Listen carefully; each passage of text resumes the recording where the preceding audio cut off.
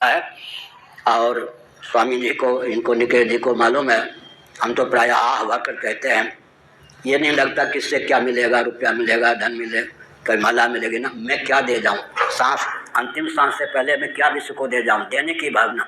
लेना है तो गुरु गोविंद ग्रंथ से लेते हैं, लेकिन देने के लिए मैंने विश्व को क्या दिया। कभी कभी एकांत में विह्वल हो जाता हूँ, रोता हूँ, अभी तो भारत अखंड नहीं हुआ है, मानसरोवर लेना ही है, समझ गए ना। इसका मतलब मनोबल से एक रूप धारण करके चीन की सीमा पर युद्ध करता हुआ भी मैं होता हूँ, पाकिस्तान की सीमा पर भी होता हूँ, ये नहीं कि सिद्धि है, लेकिन मनोबल से वहाँ भी होता हूँ। भारत को अखंड करने की भावना और गुप्त कला तथा विद्या को विख्यापित करने की भावना, अपना जीवन समष्टि के हित में प्रयुक्त और विनियुक्त हो। एक वाक्य दो वाक्य कहकर मैं वाणी को विराम देना चाहता हूँ।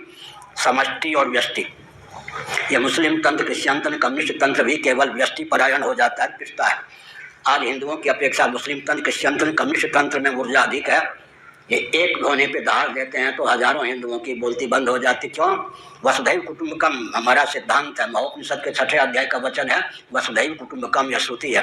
सर्वे भवन्तु सुखिनः सर्वेषां मंगलम भूयात्, गरुड़ पुराण के अंतिम अध्याय का अंतिम श्लोक यह है। सिद्धांत तो हमारा सर्वे भवन्तु सुखिनः का है, वसुधैव कुटुंबकम का है, स्थिति क्या है, इसलिए स्थिति पर विचार करनी चाहिए। मुस्लिम तंत्र का जो व्यक्ति मुसलमान होता हुआ शेख सैयद मुगल पठान, इधर क्रिश्चियन तंत्र में 1100 वेद हैं, लेकिन क्रिश्चियन तंत्र में जन्मा हुआ व्यक्ति में क्रिश्चियन होता हुआ मुख्य में कहूँ, कम्युनिस्टों में अनेक वेद हैं, लेकिन मैं कम्युनिस्ट होता हुआ वाम मार्ग या दक्षिण मार्ग का वामपंथी या वामपंथी का उस समष्टि से उन्होंने जोड़ के रखा है। इसलिए वो एक भी होते हैं हिंदू बिल्कुल कांप जाते हैं। हम लोगों को समष्टि और व्यष्टि में तादात्म्यपत्ति, वस्तुतः तो हमारा मौलिक स्वरूप सच्चिदानंद ही सिद्ध होता है। यहाँ से शुरू करें। औपाधिक धरातल पर फिर विचार करना चाहिए। औपाधिक धरातल पर मैं जीव हूँ, जीव होता हुआ प्राणी हूँ, प्राणी होता हुआ मनुष्य हूँ, मनुष्य होता हुआ ब्राह्मण क्षत्रिय आदि कुछ भी हूँ। इसका लो समष्टि और व्यष्टि में तादात्म्यपत्ति हो, सच्चिदानंद स्वरूप ऊपर में समझें। उसके बाद सच्चिदानंद स्वरूप होता हुआ औपाधिक धरातल पर जीव हूँ, जीव होता हुआ प्राणी हूँ, प्राणी होता हुआ मनुष्य हूँ, मनुष्य होता हुआ ब्राह्मण क्षत्रिय आदि कुछ भी हूँ, स्त्री पुरुष हूँ। समष्टि और व्यष्टि दोनों में तादात्म्यपत्ति के बल पर अपार बल और वेग की प्राप्ति होती है। ऐसा व्यक्ति विश्व को सब कुछ देने में समर्थ। संध्या वंदन का लोप हो गया, तर्पण का लोप हो गया, नहीं तो हर एक व्यक्ति के जीवन में दिव्यता की पराकाष्ठा आज भी संभावित है। नेत्र और सूर्य के एकत्व का, अध्यात्म और अग्नि के एकत्व का चिंतन कीजिए, कितनी शक्ति आएगी।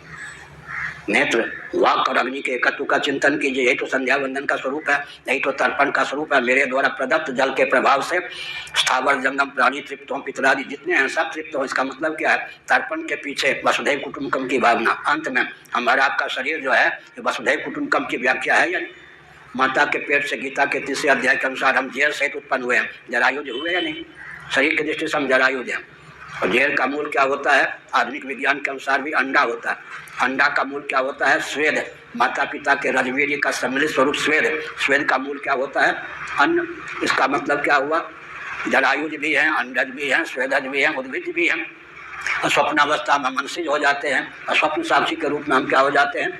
हिरण्यगर्भ ब्रह्मा। इसका मतलब क्या है? व्यष्टि और समष्टि का चिंतन करें, तादात्म्यपत्ति हो तो एक एक व्यक्ति चलता फिरता क्या होता है? हजारों करोड़ों व्यक्तियों से गिरने वाला हो सकता है, करोड़ों व्यक्तियों की शक्ति को भी स्तंभित कर सकता है। अंत में